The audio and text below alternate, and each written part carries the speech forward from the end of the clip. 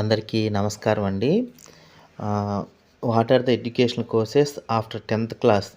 10వ తరగతి తర్వాత ఏం కోర్సులు ఉన్నాయో తెలుసుకోండి అని మనము దాదాపు ఒక 5-6 పార్ట్స్ వరకు చేశాము.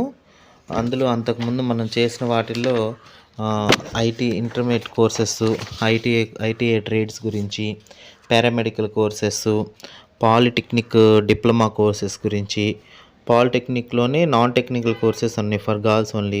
ఇట్లా మనం ఒక 5 వీడియోస్ వరకు చేసి చాలా వరకు కూడా చూశారు.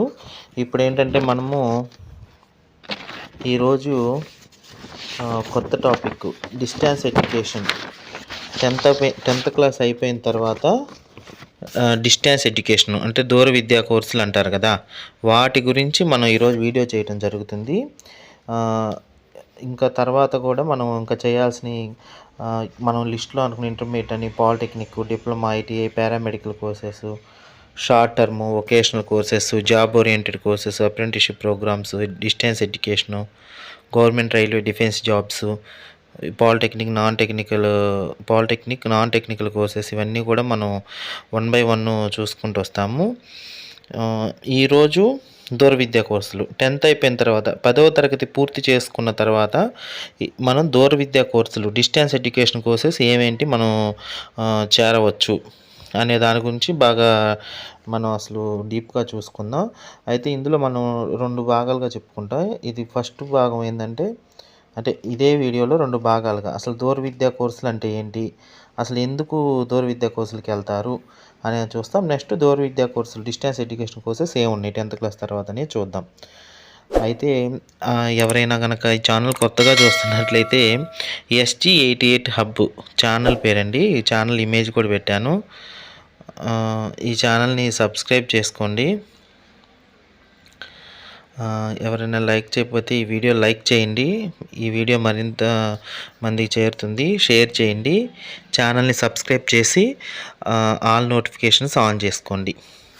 అసలు దూర విద్యా కోర్సెస్ అంటే ఏంటని చూద్దాం.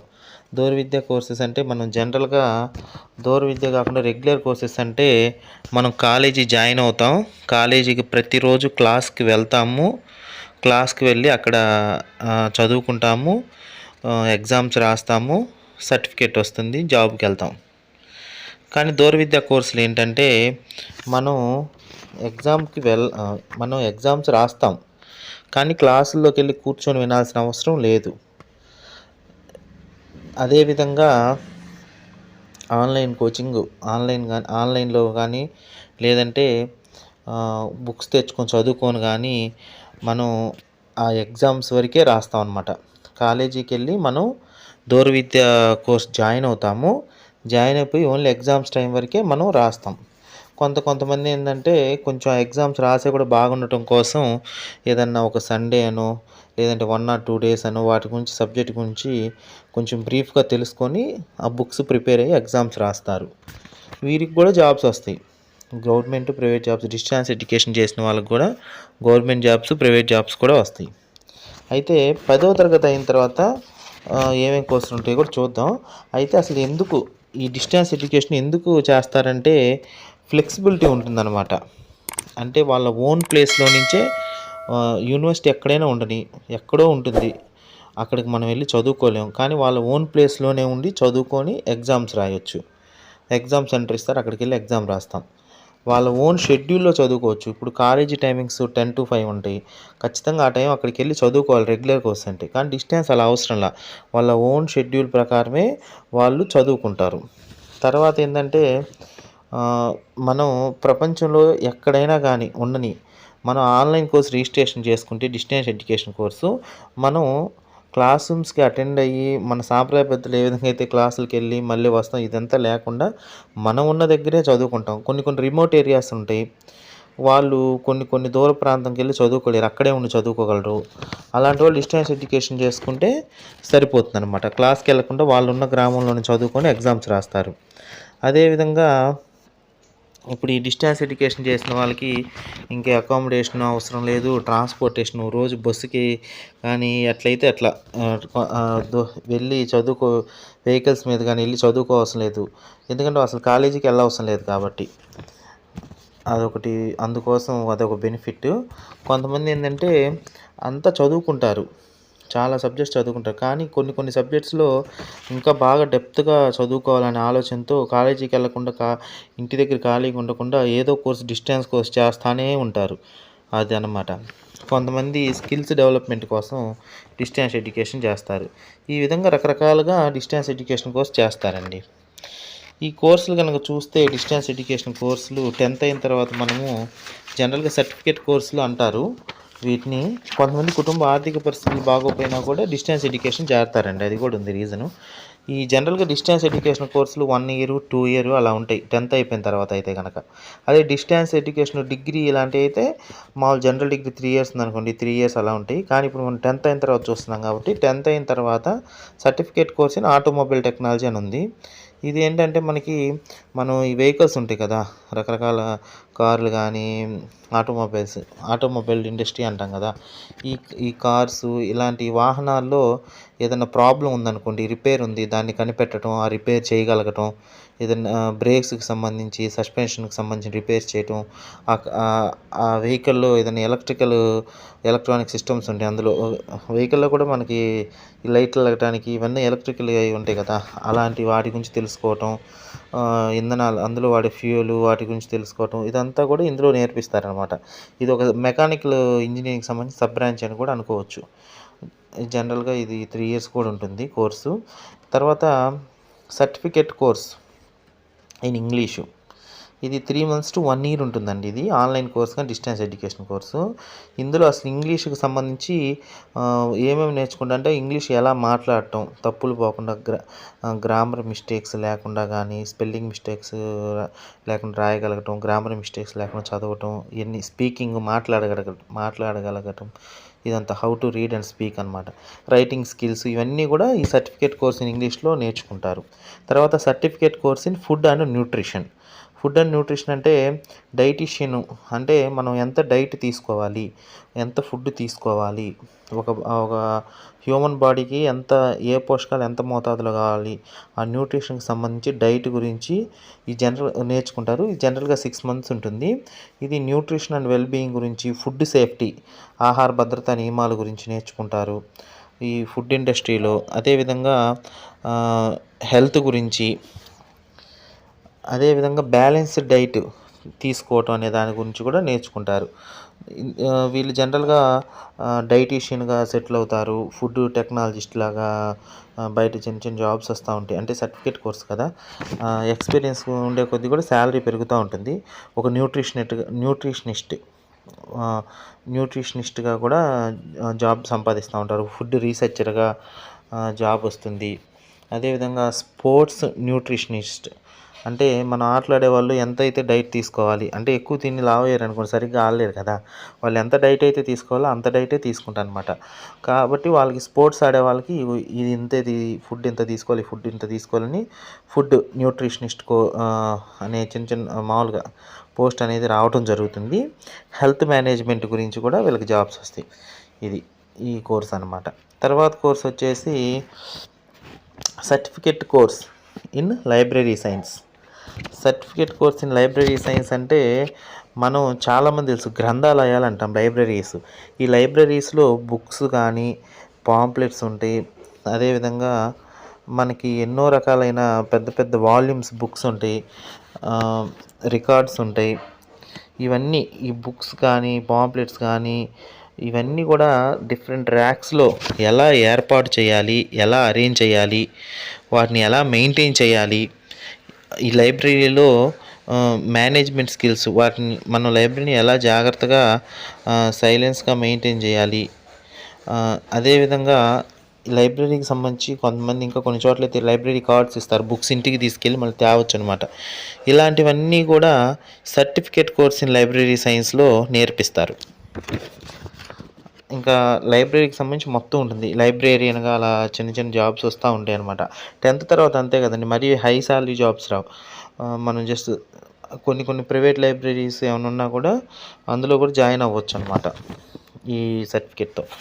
తర్వాత certificate course in offset machine. Offset machine అంటే అందరికీ తెలుసు, మనం న్యూస్ పేపర్స్ కానీ, బ్రోచర్స్, అదేవిధంగా చిన్న చిన్న స్టేషనరీస్, బుక్స్, పోస్ట్ కార్డ్స్ ఇవన్నీ తయారు చేస్తూ ఉంటారు. అంటే బిజినెస్ కార్డ్స్ ఉంటాయి, మనకి పాకెట్ ఫోల్డర్స్ ఇవన్నీ ఉంటాయి కదా, అవి తయారు చేసే మిషన్ని ఆఫ్సెట్ మిషన్ అంటాం. ఆఫ్సెట్ మిషన్కి సంబంధించిన కోర్స్ని certificate course in offset machine అనేది ఉంటుందన్నమాట. తర్వాత diploma in advertising and PR. అందరికీ తెలుసు, మనం టీవీ చూసేటప్పుడు అడ్వర్టైజ్మెంట్స్ వస్తాయి. అబ్బాయి కొంతమంది అడ్వర్టైజ్మెంట్స్ కూడా చూస్తూ ఉంటారు, యాడ్ బాగుందని.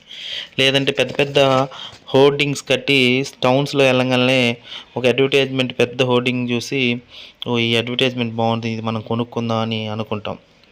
అంటే అది తయారు చేసే వాళ్ళు టాలెంట్ అనమాట.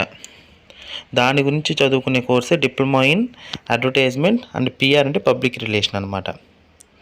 పబ్లిసిటీ అండ్ అడ్వర్టైజ్మెంట్ గురించి ఇందులో నేర్చుకుంటారు ఈ కోర్సులో. తర్వాత డిప్లొమా ఇన్ బిజినెస్ అడ్మినిస్ట్రేషన్. ఇక్కడ ఏంటంటే బిజినెస్ ప్రాక్టీసెస్ గురించి నేర్చుకుంటారు, అకౌంటింగు, తర్వాత మార్కెటింగ్ గురించి, పర్సనల్ అండ్ జనరల్ అడ్మినిస్ట్రేషన్ గురించి డిప్లొమా ఇన్ బిజినెస్ అడ్మినిస్ట్రేషన్ కోర్సులో నేర్చుకుంటారు. ఇవన్నీ కూడా సర్టిఫికేట్ కోర్సులు జాయిన్ అయ్యి ఇనీషియల్గా చిన్న చిన్న జాబ్స్ వచ్చినా కూడా వాళ్ళ తర్వాత వేరే కోర్సెస్, మళ్ళీ ఇంకో distance course, next degree level courses అని అట్లా చదువుకొని బ్రైట్ ఫ్యూచరు ఉంటుందన్నమాట. కొంతమంది డైరెక్ట్ కాలేజీకి వెళ్ళకుండా డిస్టెన్స్ ఎడ్యుకేషన్కి వస్తే ఎక్స్పీరియన్స్ బేస్ చేసుకొని జాబ్స్ సంపాదించుకుంటూ ఉంటారు. తర్వాత diploma in computer operation. Diploma in computer operation అంటే పూర్తిగా ఒక కంప్యూటర్ని ఎలా ఆపరేట్ చేయాలి, కంప్యూటర్కి సంబంధించిన సాఫ్ట్వేర్ గురించి, హార్డ్వేర్ గురించి, అదేవిధంగా మనం డేటా ఎంట్రీ వర్క్ చేస్తాం కంప్యూటర్లో, వాటి గురించి, basic tools and applications related to computer మొత్తం కూడా మనం ఈ డిప్లొమా ఇన్ కంప్యూటర్ ఆపరేషన్లో నేర్చుకుంటాం అనమాట. కొంతమంది ఏంటి, సపోజ్ ఒక నెట్ సెంటర్ పెట్టాలి, అసలు ఏం నాలెడ్జ్ ఉండదు, అలాంటి వాళ్ళు ఏం చేస్తారు, డిప్లొమా ఇన్ కంప్యూటర్ ఆపరేషన్ కోర్స్ని ఆన్లైన్లో డిస్టెన్స్ ఎడ్యుకేషన్ లాగా చేసి వచ్చిన నాలెడ్జ్తో ఆ సర్టిఫికేట్ బేస్ చేసుకొని ఒక చిన్న నెట్ సెంటర్ పెట్టుకొని రన్ చేస్తారు. వాళ్ళు రకరకాలు పాన్ కార్డు ఇవ్వటమని, లేదంటే కొన్ని జిరాక్స్లు తీయటమని, ఇంటర్నెట్లో నుంచి డౌన్లోడ్ చేసి ప్రింట్లు ఇవ్వడం, ఏదో వాళ్ళు నేర్చుకున్న నాలెడ్జ్తో షాప్ రన్ చేస్తారు. అంటే కొంతమంది ఓన్గా కూడా వాళ్ళకి యూస్ఫుల్గా ఉంటుందని కూడా ఇట్లా సర్టిఫికేట్ కోర్సులు కూడా అది వాళ్ళు యూస్ఫుల్గా యూస్ చేసుకుంటారు. తర్వాత diploma in export and import management, అంటే మార్కెట్ అండ్ ట్రేడ్. అంటే ఎక్స్పోర్ట్స్ అండ్ ఇంపోర్ట్స్ అంటే ఇది 1 or 2 years ఉంటుంది ఈ కోర్సు. ఇందులో మనకి ఎక్స్పోర్ట్ అండ్ ఇంపోర్ట్ అంటే వేరే దేశాల నుంచి కొన్ని వస్తువులు కానీ కొన్ని రకాల సేవలు, ఏదైనా 2 దేశాల మధ్య ఎక్స్పోర్ట్ అండ్ ఇంపోర్ట్, మనం దిగుమతి ఎగుమతి అంటాం కదా, దానికి సంబంధించిన కోర్స్ అనమాట. అప్పుడు ఫ్రైట్ మార్కెటింగ్ గురించి, ఫారిన్ ఎక్స్చేంజ్, అంటే వేరే కంట్రీలో ఇప్పుడు మనకి రూపీస్ లాగా వేరే కంట్రీస్లో సపోజ్ అమెరికా ఉందనుకోండి, డాలర్స్ అలా ఉంటాయి కదా, అట్లా ఫారిన్ ఎక్స్చేంజ్ గురించి, అదేవిధంగా ఫారిన్ ఎక్స్చేంజ్ డాక్యుమెంటేషన్ గురించి, ఎక్స్పోర్ట్ ఫైనాన్స్ గురించి ఇవన్నీ కూడా నేర్పిస్తారు. తర్వాత diploma in front office management, అంటే ఫ్రంట్ ఆఫీస్ మేనేజ్మెంట్ జనరల్గా 1.5 years ఉంటుంది. ఫ్రంట్ ఆఫీస్, ఒక ఆఫీస్లో మనం ఒక రిసెప్షన్ లాగా ఉంటుందన్నమాట. ఇది ఫ్రంట్ ఆఫీస్ మేనేజ్మెంట్ స్టడీ అంతా కూడా రిసెప్షన్ ప్రొసీజర్స్ ఉంటాయి. లైక్ రిసీవింగ్ గెస్ట్, ఒక గెస్ట్ వచ్చారు, వాళ్ళని ఎలా రిసీవ్ చేసుకోవాలి, మేకింగ్ రూమ్ రిజర్వేషన్స్, ఒక రూమ్ ఉంది అది ఎలా రిజర్వ్ చేసుకోవాలి గెస్ట్ వచ్చినప్పుడు, హ్యాండ్లింగ్ కరస్పాండెన్స్, వచ్చిన వాళ్ళని మనం రిసీవ్ చేసుకొని వాళ్ళని ఎలా, వాటర్ ఏమైనా తాగుతారా అక్కడ కూర్చోండి, ఎట్లా హ్యాండ్లింగ్ కరస్పాండెన్స్ నేర్పిస్తారు. ప్రిపేరింగ్ బిల్స్ తయారు చేయడం నేర్పిస్తారు. Keeping accounts of the guest services up to date, guest ఎవరైనా అతిథులు వచ్చారు వాళ్ళకి సంబంధించిన అన్ని అకౌంట్స్, వాళ్ళకి సంబంధించిన అన్ని డీటెయిల్స్ కానీ అకౌంట్స్ కానీ అప్ టు డేటు జాగ్రత్తగా భద్రపరుస్తూ ఉంటారు. ఇట్లా మనకి diploma in front office management, జనరల్గా ఇది ఫ్రంట్ ఆఫీస్ మేనేజ్మెంట్ చేసిన వాళ్ళు ఒక ఆఫీస్లో ఒక ఆఫీస్ బాయ్ లాగా చేస్తూ ఉంటారు, హోటల్స్లో రిసెప్షనిస్ట్ అట్లా జాయిన్ అవుతూ ఉంటారనమాట. తర్వాత కోర్స్ వచ్చేసి డిప్లొమా ఇన్ ఫ్రూట్ ప్రొడక్షన్, అంటే ఫ్రూట్ ప్రొడక్షన్ అంటే తోటలకు సంబంధించిన వాటిని ఎలా ఉత్పత్తి చేయాలి, అవి ఎలా కల్టివేషన్ చేయాలి. ఉదాహరణ ఒక మామిడి తోట, ఒక మ్యాంగో ఆర్చర్డ్ కానీ, లేదంటే ఒక బత్తాయి తోట కానీ, లేదంటే ఇంకా అలా మనకి ఫ్రూట్స్ ఉంటాయి కదా, ఒక సపోటా అని, ఆ తోటలో అవి ఎలా కల్టివేషన్ చేయాలి, ఎలా పండించాలి, అవి ఎలా సాగు చేయాలి, వాటి నుంచి మంచి ఉత్పత్తులు, నాణ్యమైన ఉత్పత్తులు, దిగుమతులు ఎలా పొందాలి అనే దాని గురించి డిప్లొమా ఇన్ ఫ్రూట్ ప్రొడక్షన్ అనే కోర్స్ అనేది ఉంటుందన్నమాట. అదేవిధంగా డిప్లొమా ఇన్ హోటల్ మేనేజ్మెంట్, ఇది జనరల్గా 3 years 6 semesters ఉంటుంది. ఒక హోటల్ ఉంది, 3 star 5 star అని రకరకాలు ఉంటాయి కదా, ఈ హోటల్స్ ఉంటాయి. ఈ హోటల్ని ఎలాగా హోటల్ అడ్మినిస్ట్రేషన్ గురించి నేర్పిస్తారు. ఇందులో అకౌంట్స్ గురించి నేర్పిస్తారు. తర్వాత అడ్వర్టైజింగ్, హౌస్ కీపింగ్ అంటే హోటల్లో మనకి రూము చక్కగా అన్ని వస్తువులు కల్పించి శుభ్రం చేయటం కానీ, దానికి సంబంధించినవి కూడా నేర్పిస్తారు. తర్వాత ఫ్రంట్ ఆఫీసు, ఇందాక మనం రిసెప్షన్ అనుకున్నాం కదా, అట్లా రిసెప్షన్కి సంబంధించి నేర్పిస్తారు. ఫుడ్ అండ్ బెవరేజ్ మేనేజ్మెంట్, ఫుడ్కి సంబంధించి వాళ్ళకి టిఫిన్స్ కానీ, మీల్స్, ఇతరత్ర అన్నీ, ఇవన్నీ ఎలాగ వాటిని చక్కగా అమర్చాలి, వాళ్ళకి ఎలా సర్వ్ చేయాలి, ఇవన్నీ కూడా నేర్పిస్తారు. క్యాటరింగ్ నేర్పిస్తారు. ఇవన్నీ కూడా డిప్లొమా ఇన్ హోటల్ మేనేజ్మెంట్లో నేర్పిస్తారు. తర్వాత diploma in hospital management. Hospitals అంటే మనకి జనరల్గా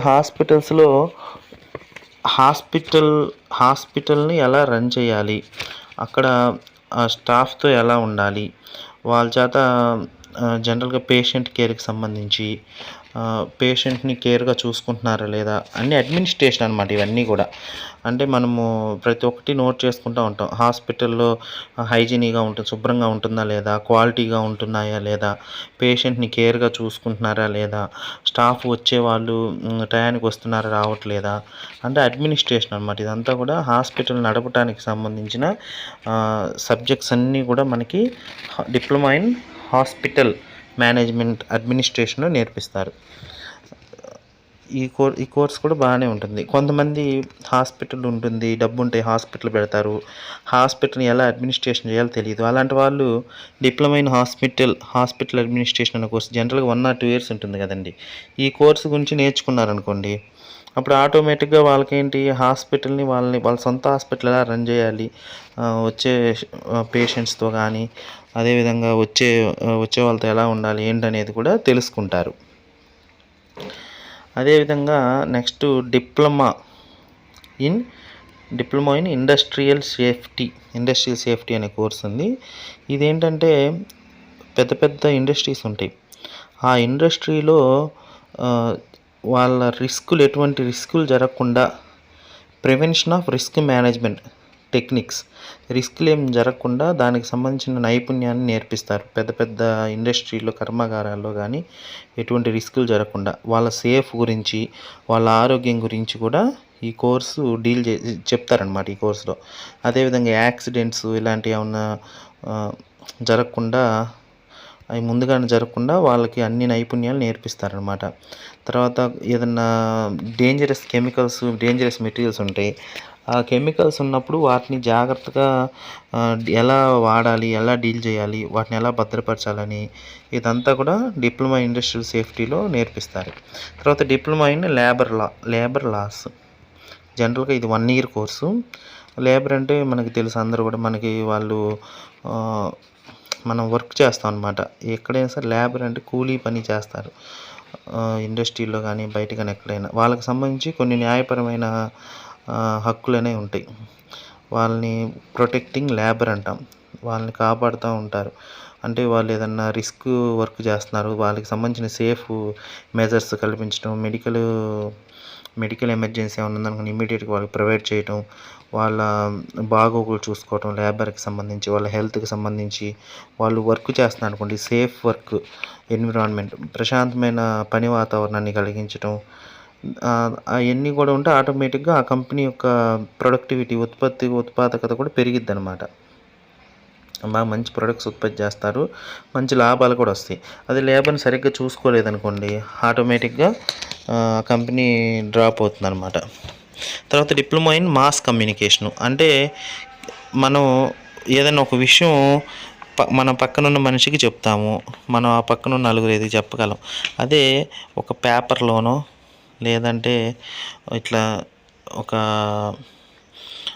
పాంప్లెట్ రూపంలోనో ఏదన్నా ఒక మీడియా ద్వారా తెలియజేసామనుకోండి చాలామంది కొద్ది సమయంలోనే చాలామందికి తెలుస్తుంది.